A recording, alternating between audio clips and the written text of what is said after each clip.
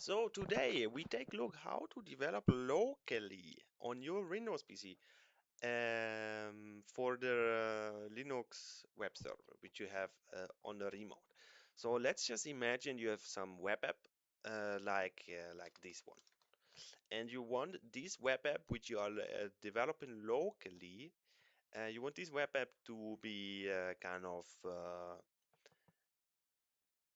on the Windows for developing, but it runs not on your PC, right? It runs still on the Linux server, which is the remote.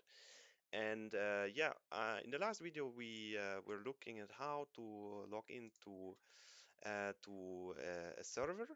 So to the server using VS Code, and this time we will take a look about how to forward the port, basically the port for the local development. So usually some application like this runs on port 3000, right? And for the development, usually you use 3001. But this time 3001 is nothing, so because we have nothing here. But we want to see on port 3001, we want to see like the development version of this here. So this is exactly what we will do now, and I'll show you how to do it. So we need to open the folder of the app. So open folder and home app is it then. And then it's called this is kind of the folder of the app. And yeah, we can trust, and I think we have to put password again. So yeah, in this time we see okay, we have here our whole React Node.js React Next.js project, and I don't want to log into WinServer actually. Turn off yeah, we now just need to open the console. So open the console and start kind of the server, right? Start the dev.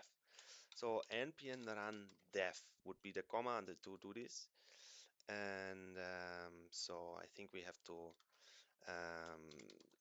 log in as the app user for this. So cd now and npm run dev. So this is the login as user app, basically. Okay. And now at the remote SSH tells me, oh, you okay, your application running on port is available. Uh, See all forwarded ports, because I have set up maybe, or no, it has automatically set up, but basically this is it, because it forwarded already the port which is running on the Linux. It forwarded it to my machine, and now we can see it here. Basically it's slow, but it is working, and we can see basically now the development version of the server as soon as it is started. So this is kind of the development version running on the Linux machine. So that's that, and basically it was very quick, right? So this is kind of developing for a web server which is running remote, but you can easily develop on your local machine. So guys, please digest this kind of stuff, and if you want, tell me. This is, by the way, why does it always show that this is kind of error, but this is just name.